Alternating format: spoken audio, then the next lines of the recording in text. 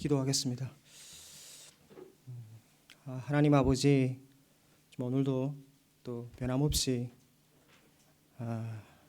우리에게 하나님의 귀한 말씀을 들을 수 있는 거룩한 시간을 허락해 주셔서 정말로 진심으로 감사를 드립니다. 이 시간 우리가 살아계신 하나님과 또 살아 움직인 하나님의 말씀 앞에 겸손하게 나와서 믿음으로 반응할 수 있도록 진리의 성령님께서 역사하여 주시고 우리의 마음의 눈을 밝혀주시기를 원합니다. 그래서 정말 하나님의 말씀을 통하여서 하나님의 뜻을 알아가는 시간이 될 수 있도록 인도하여 주시옵소서. 정말 모순과 갈등과 또 위험과 피해가 많은 이 세상 속에서 하나님 나라 백성으로 또 그리스도인으로 살아간다는 것이 과연 무엇을 의미하는지, 또 어떻게 사는 것이 하나님의 뜻 가운데 사는 건지, 또 어떻게 해야만 하나님의 뜻과 하나님 뜻대로 살아갈 수 있는지 오늘 말씀을 통하여 깨달을 수 있도록 은혜를 베풀어 주시옵소서. 정말 그래야 우리 잠자고 영혼이 깨어나고 또 침체된 영혼이 다시 회복되어서 하나님 뜻 가운데로 다시 조정되는 은혜가 있기에 은혜를 베풀어 주시옵소서. 모든 말씀 살아계신 예수 그리스도 이름으로 기도합니다. 아멘. 얼마 전에 한국의 더 글로리라는 드라마가 이렇게 히트를 쳤습니다. 유년 시절 학교 폭력으로 영혼까지 부서진 한 여주인공이 이렇게 온 생을 걸쳐서 치밀하게 준비한 처절한 복수의 이야기를 이렇게 그린 드라마입니다. 유명한 배우 송혜교가 주인공으로 나와서 더 많은 주목을 받은 것도 있겠지만 그 드라마가 방영되자마자 이렇게 화제가 되었고 지금 앞으로 시즌 2, 시즌 3이 이렇게 나올 것으로 예상된다고 합니다. 저는 그 드라마 마지막 몇 회를 이렇게 보았고요. 그 앞에 줄거리는 이렇게 소개 영상을 통해서 이렇게 쭉 짧은 시간에 보았는데요. 보고 나서 참 한동안 이렇게 생각을 많이 하게 되고 마음이 무거웠습니다. 왜 이런 드라마가 화제가 될까? 아마도 학교 폭력이라는 이 오늘날 현실 사회 문제를 다뤄서 아마 그럴 것입니다. 이것이 드라마에만 등장하는 이런 가상의 이슈가 아니라 정말 오늘날 우리 주변에서도 실제적으로 발생하고 있는 현상이란 것을 이렇게 생각하니 저도 아이를 키우는 부모로서 우려가 많이 되는 것이 사실입니다. 그런가 하면 이 드라마가 저한테 더욱 인상이 깊었던 것은 이 인간에 대한 중요한 새로운 인식 때문에 사실 그런 것 같아요. 그게 뭔가 하면 첫째는 저는 이걸 보고 나서 뭘 깨달았냐면요. 인간은 복수의 본능에 충실하고 싶은 존재다. 복수의 본능에 충실하고 싶은 존재라는 사실이에요. 이 드라마의 주인공인 인생의 목적은 이렇게 복수라고 말할 수가 있습니다. 이렇게 고등학교 시절 그 자신을 끔찍하게 괴롭혔던 가해자들을 치밀하게 철저하게 처벌하고 복수하는 것으로 자신의 인생의 대부분 시간을 이렇게 보냅니다. 한마디로 복수의 일생입니다. 그리고 저를 더 놀라게 했던 것은 관객들이 이 드라마를 보면서 이 주인공이 그 가해자들을 처벌하고 복수하는 방식이 잔인하면 잔인할수록 통쾌한다는 사실입니다. 그것이 뭘 말해줍니까? 그것이 바로 우리 안에 도사리고 있는 이 복수의 본능입니다. 그리고 또 다른 하나는 제가 보면서 느꼈던 건 뭔가 하면 인간은 복수를 이길 수 없는 존재다. 복수를 마친 이 주인공의 마지막 선택은 자살이었습니다. 인생의 목적을 달성해서 기뻐하고 만족해야 하는 것이 아니라 오히려 자살로 생을 마감합니다. 드라마 보게 되면 다시 또 기적적으로 이렇게 살아나는데요. 일단 자살을 이렇게 선택을 합니다. 주인공은 복수로 가해자들을 멸망시켰을 뿐만 아니라 피해자인 자신도 죽음으로 다시 한번 피해를 보게 됩니다. 결국 복수로 인해 모든 사람이 파멸로 가게 됩니다. 제가 이런 말씀을 드리는 이유는 오늘날 저희도 이 드라마에서 나오는 학교 폭력 같은 처럼 언제든지 우리에게 위험과 피해를 가져다 줄 수 있는 이 사회와 환경 속에서 복수의 본능에 충실하고 싶은 한 인간으로 살아가고 있기 때문입니다. 하지만 동시에 저희는 또한 그리스도인으로서 이런 문제를 어떻게 대면해야 할지 고민하지 않을 수가 없기 때문입니다. 그렇다면 오늘날 이런 세상 속에서 그리스도인으로 살아간다는 것이 과연 무엇을 의미할까요? 이런 시각에서 본다면 오늘 이 주기도의 5번째 강구인 우리가 우리에게 죄 지은 자를 사여 준 것 같이 우리 죄를 사여 주옵시고라는 이 기도는요, 오늘날 우리에게 아주 중요한 교훈들을 가르쳐 주고 있다고 생각합니다. 우선은 하나님 나라는 우리에게 회개를 요구한다는 사실입니다. 하나님 나라는 우리에게 회개를 요구합니다. 예수님이 이 땅에서 전파하신 첫 번째 메시지가 바로 하나님 나라가 가까웠으니 회개하라라는 것이었습니다. 일용할 양식을 구하는 강구도 사실은 회개의 기도라 볼 수가 있습니다. 그게 무슨 말입니까? 생계의 문제에서 하나님을 신뢰하지 못하는 불신앙에서 돌이켜 하나님께 의존하는 기도예요. 지난주에 말씀드린 일용할 양식을 구하라는 기도도 사실은 뭡니까? 그 생계의 문제에서 불안한 그 신앙에서 돌이켜 하나님께 의존하는 그런 돌이킴의 기도예요. 이를 통해서 우리 삶의 우선순위가 반 문제에서 하나님 나라로 전환되는 것입니다. 하늘 아버지를 신뢰하지 못하고 먹고 사는 문제에 연연하느라 하나님 나라와 의를 먼저 구하지 못한 삶에서 철저히 돌이키고 미래의 안전을 하나님보다 재물에 더 의존하고 탐하는 우상 숭배에서 돌이키겠다는 것이 그 지난번에 봤던 일용할 양식을 달하는 기도의 핵심입니다. 그런 의미에서 이 5번째 강구인 우리가 우리에게 죄진 자를 사용같이 우리 죄를 사여 주옵소서라는 기도도 마찬가지입니다. 이 기도는 뭘 말해줍니까? 이 세상을 주관하는 그 봉의 원리, 곧 당한 대로 내가 갚아준다는 삶의 자세에 저항할 것을 도전합니다. 자신에게 죄진 자에 대한 그 앙심과 복수심을 불쌍히 여기는 마음으로 변화시키고 자기 일을 세우려는 교만에서 하나님의 용서에 의존하는 겸손으로 돌이키라는 요청입니다. 이것이 오늘 5번째 그 기도의 핵심입니다. 왜냐하면 하나님 나라는 회심으로 사는 곳이기 때문에 그렇습니다. 이 땅에서 하나님 나라를 우리가 살아가기 위해서는 매일의 양식이 필요한 것처럼 매일의 죄사함도 또한 필요합니다. 우리에게 일용할 양식이 우선 공급되어야 생계의 불안에서 자유로워져서 하나님 나라와 의를 우리는 먼저 구할 수가 있습니다.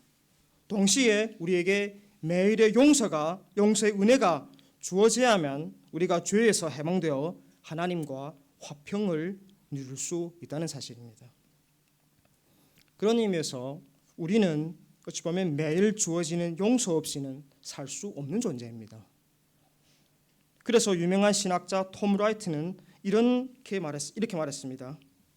용서는 영적 폐에 꼭 필요한 신선한 공기이기에 용서가 없으면 영혼이 질식하고 말 것이다.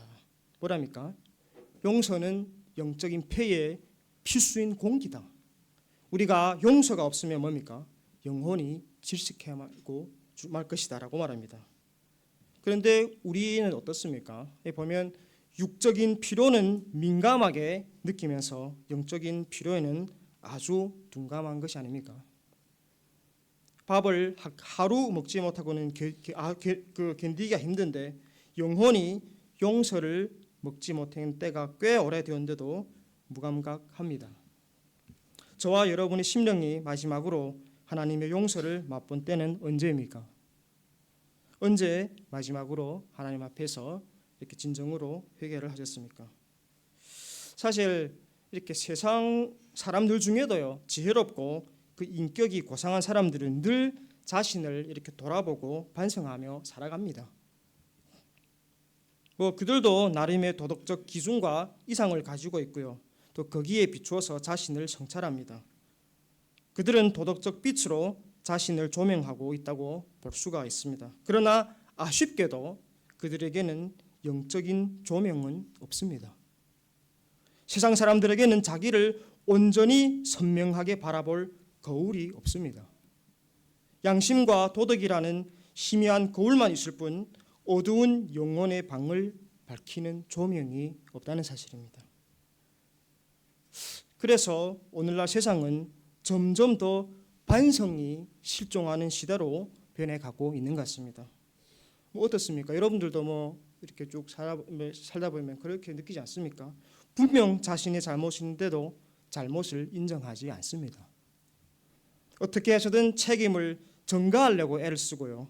모든 것에 남이 탓이고 외부 환경의 문제라고 말합니다. 자신을 돌아보지도 않고 반성하지도 않습니다. 아니, 반성할 의향이 없고요. 또 반성할 능력도 없는 것이 오늘날의 현실입니다. 그런데 반해서 하나님 나라는 성경은 빛의 왕국이라고 말합니다. 빛의 왕국입니다. 하나님 나라에는 우리 자신을 비춰볼 수 있는 최상급의 거울이 있습니다. 바로 하나님의 말씀의 거울입니다. 우리 안에 계신 성령님께서 하시는 가장 중요한 사역이 바로 우리 어두운 마음의 방을 환하게 비추는 것입니다. 성령님은요, 지속적으로 예수 그리스도의 복음을 통해 우리 마음에 하나님의 얼굴을 비춰주십니다. 자신을 보는 것은 하나님의 얼굴을 접하는 매우 특별한 은혜의 체험입니다. 이것 때문에 우리 그리스도인들은 자신을 제대로 볼 수가 있습니다. 하나님의 말씀의 거울이 없이는 우리 인간은 자신을 제대로 볼 수 있는 능력이 없습니다. 단지 하나님의 그 빛의 왕국인 하나님 나라에서 하나님의 말씀이란 거울 앞에서 우리가 자신을 비춰볼 때야만이 우리 자신을 제대로 보고 찾을 수가 있습니다.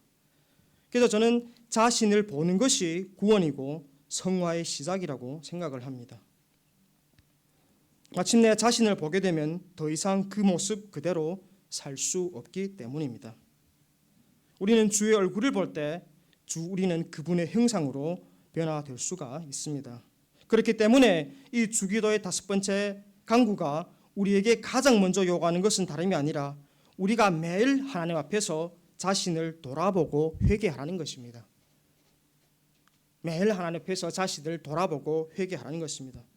우리가 매일 하나님 앞에서 돌아보고 회개하는 것은 우리가 하나님 나라 안에, 즉 빛 가운데 거하고 있다는 증거입니다. 그래서 사도 요한은 이렇게 말합니다. 들어보십시오. 그가 빛 가운데 계신 것 같이 우리도 빛 가운데 행하면 우리가 서로 사귐 있고 그 아들 예수의 피가 우리를 모든 죄에서 깨끗하게 하실 것이요, 만일 우리가 죄 없다 하면 스스로 속이고 또 진리가 우리 속에 있지 아니할 것이요, 만일 우리가 죄를 자백하면 저는 미쁘시고 의로우사 우리 죄를 사하시며 모든 불의에서 우리를 깨끗하게 하실 것이요. 뭐랍니까?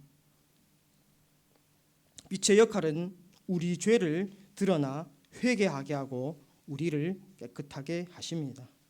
그럼 이런 시각에서 본다면 정말 우리가 이 매일 하나님 앞에 자신을 돌아보고 회개할 때 하나님은 과연 우리한테 어떻게 구체적으로 은혜를 베푸실까? 오늘은 이렇게 맥락에서 중요한 2가지를 말씀드리겠습니다. 우리가 매일 하나님 앞에 우리가 자신을 돌아보고 회개할 때 하나님께서 우선 예수 그리스도 안에서 이미 주어진 죄사함을 통하여 우리를 하나님 나라의 잔치에 참여하게 하십니다. 우리를 하나님 나라의 잔치에 참여하게 하십니다. 이 매일 죄사함을 구한다는 것은 우리가 점점 더 깨끗해지고 거룩해지고 있다는 증거입니다. 빛 가운데 거하기 때문에 자신의 허물과 죄를 밝히 볼 수 있다는 뜻이기 때문입니다. 참 역설적이게도요, 더 거룩해져서 회개할 것이 없을수록 더 회개할 것이 이렇게 많아집니다. 그만큼 우리의 양심이 청결해지고 예민해졌다는 증거입니다. 그러니까 무슨 말입니까? 자신이 어떤 잘못을 행한 것에 대한 뿐만 아니라 내가 행하지 않는 것, 예를 들면 더 사랑하지 않는 것, 더 베풀지 못하고 하나님 나라를 위해 더 헌신하지 못한 것, 그리스도 형상을 더 아름답게 담지 못하는 것들을 회개하게 됩니다. 그건 뭡니까? 뭐 잘못한 게 아니라 내가 더 행하지 못한 것 때문에, 내가 더 사랑하지 못해서, 내가 더 헌신하지 못해서, 더 닮아가지 못해서 그런 것을 이렇게 회개합니다. 그리고 뭐 자기의 죄는 별로 없을지라도 형제의 죄나 자식들의 죄, 교회의 죄를 자신의 죄로 여기고 죄 사함을 요구합니다. 구합니다. 그런 의미에서 보게 되면 주기도는 뭡니까? 자기 죄뿐만 아니라 우리의 죄에 대해서도 용서를 구할 것을 요청합니다. 여러분 이렇게 발견하신지 모르겠는데 주기도를 보게 되면 항상 중요한 게 뭡니까? 한 가지 관통하는 게 나에서 우리에게로의 전환입니다. 지난번에도 말씀하셨지만 우리에게 일용할 양식을 주옵소서. 기억나시죠? 그러니까 이 주기도는 철저하게 개인주의를 배제합니다.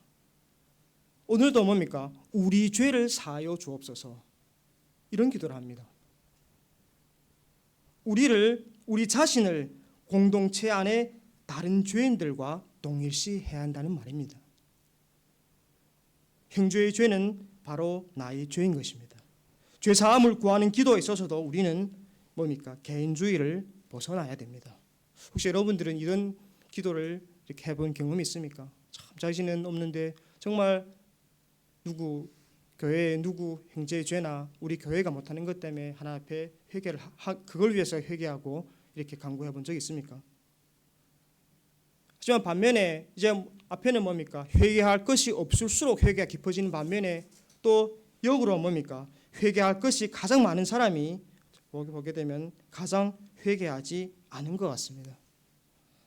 그것은 그들이 어두움 가운데 있다는 증거입니다. 죄가 마음의 눈을 멀게 하고 마음을 한없이 완고하게 만든 것입니다. 이것이 죄의 치명적인 결과겠습니다. 죄는 회개를 불가능하게 합니다. 그럼으로써 하나님께로 돌이키지 못하게 합니다. 제가 보면 이 오늘날 그리스도인들은 이렇게 깊은 죄를 드러내고 자신의 부패한 모습을 하나님 앞에 노출시키는 복음을 매우 불편해하는 것 같습니다. 아닙니까?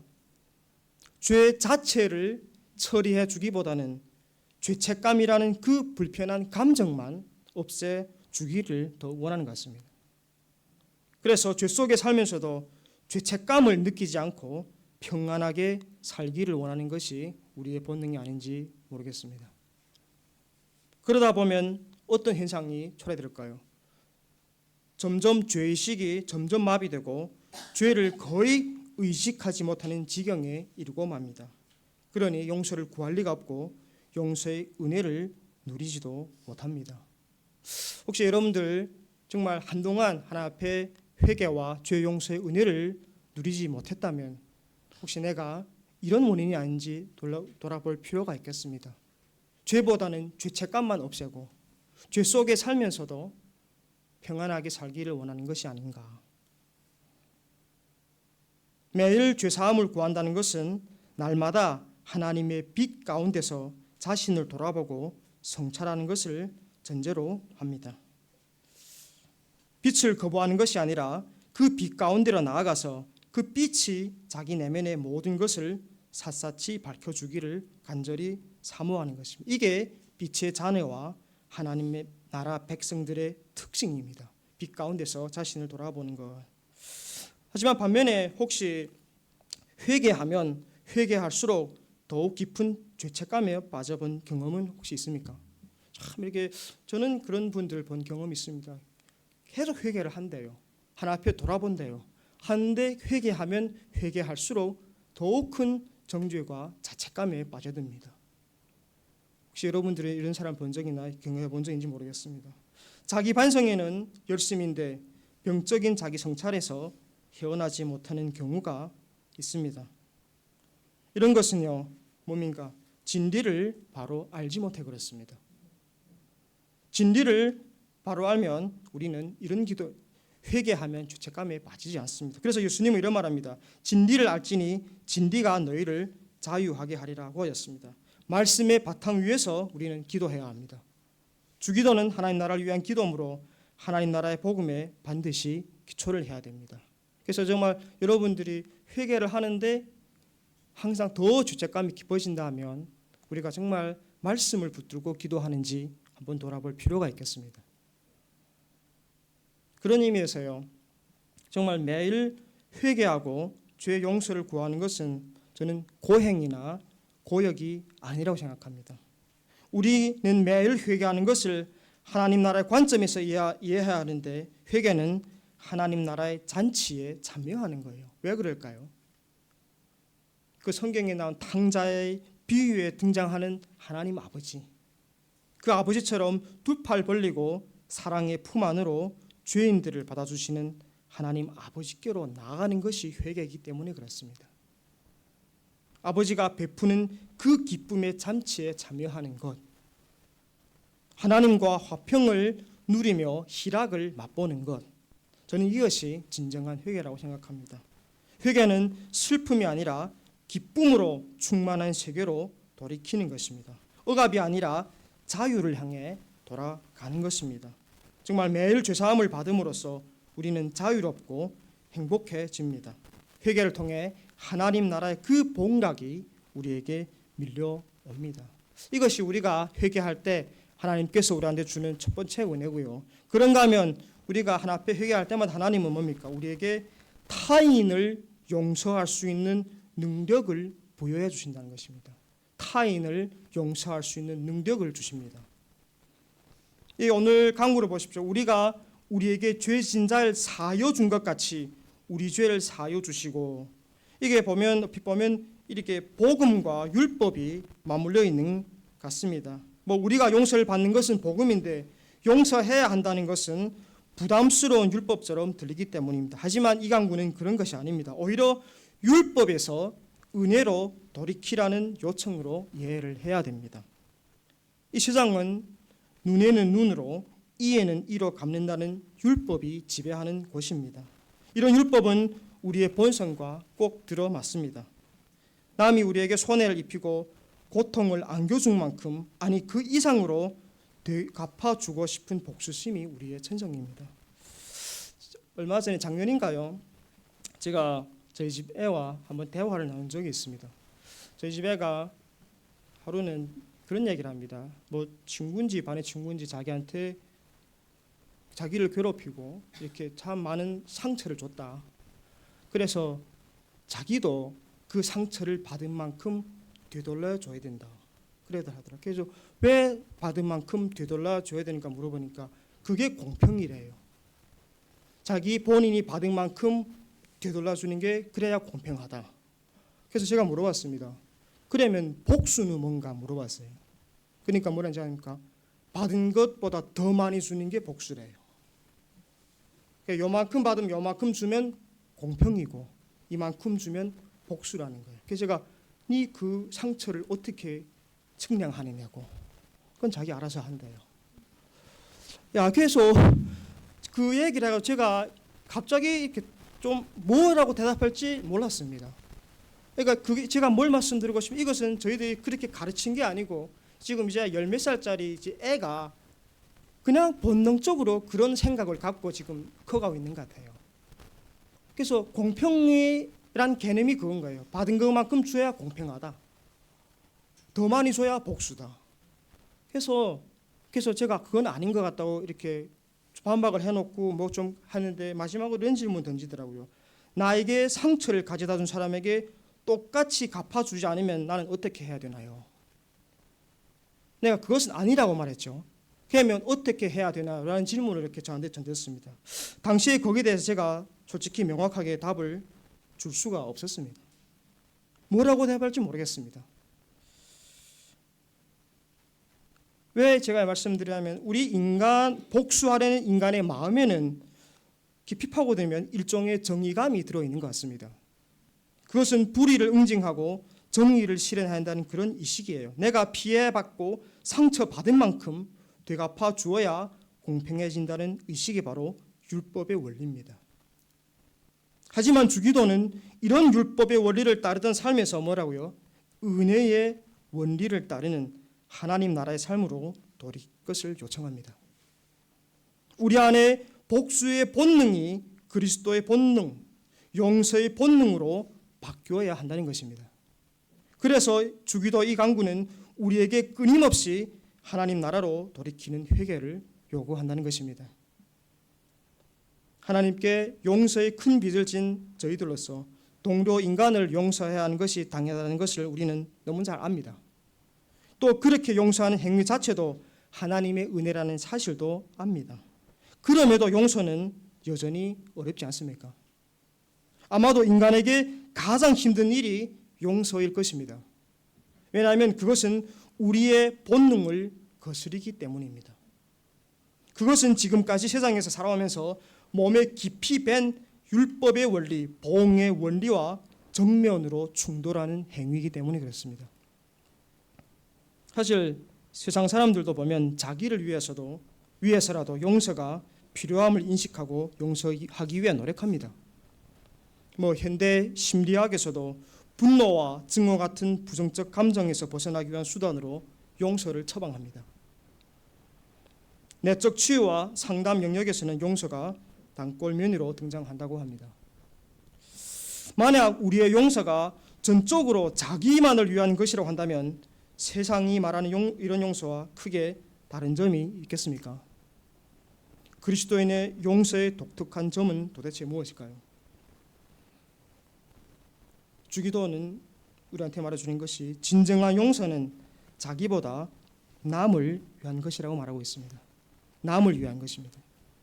그렇게 용서한 결과 그 용서의 유익을 먼저 누리는 이는 우리 자신이긴 하지만 말입니다. 용서는 자신이 아니라 자신에게 잘못한 자에게 베푸는 일종의 선물입니다. 용서하는 동기와 목적이 자신의 행복과 자유에만 집중되었으면 진정한 용서가 되기 어렵습니다. 나한테 상처를 준 인간은 밉지만 내가 그 인간 때문에 불행해지지 않기 위해서라도 용서한다는 것은 용서의 긍정적인 측면을 잃어버리는 것입니다.